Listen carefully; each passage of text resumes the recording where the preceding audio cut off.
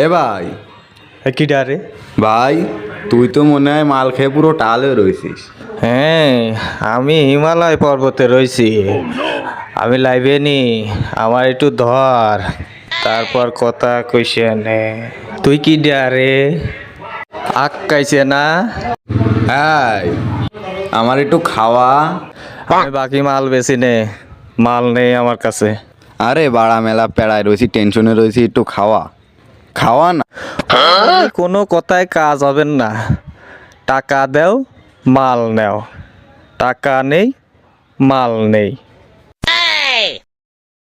1 KG চাইল বেছে 30 টাকা নিলাম। 30 টাকা নে আর একটু মাল খাওয়া। মুনি কোনো কথায় কাজ হবেন না। এক বিড়ি মাল আছে, তুমি 50 টাকা দাও, দুইজনে ভাগ করে খাই। তুমি অর্ধেক, আমি অর্ধেক। বাড়ি শালিটা আসবে, বউ 20 টাকা দিল তার আসলতে ঝাল কিনতে। শালিনে সাই খাইলো আমারে। তুমি 50 টাকা হলে দাও, না হলে যাও মধু। এই নে, দে মাল দে। মাল গাটিতি থুই, বারবার বের করা যে কি সমস্যা। তারপরেও আইসিস। ভাবিলাম এই এক বিড়ি মাল সন্ধ্যার সময় খাবো, খায়ে সবদুলির দোকানে যাব, একটু চা বিড়ি খাবো। নে বানা।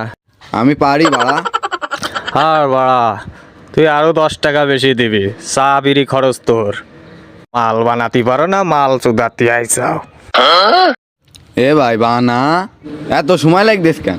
বানাচ্ছি তো দেখ, মধু খাবা ধৈর্য। A few moments later. ও বুকা সুদা, মাইরে মাল ফেলেছে। খাতে পারো না, মাল খাই হাঁটতে পারো না, তোমাকে মাল খাতে আসতে কয় কিটা? হ্যাঁ?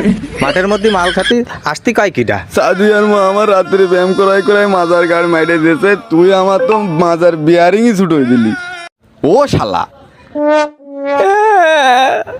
ও রমজাদা কইলো কি দেখো দিনে, আজকে জুয়াতের মাল কইলো রাত্রে আমার সব শেষ করে দিয়েছে রে। আমার মালের নেশায় কেটে গেছে।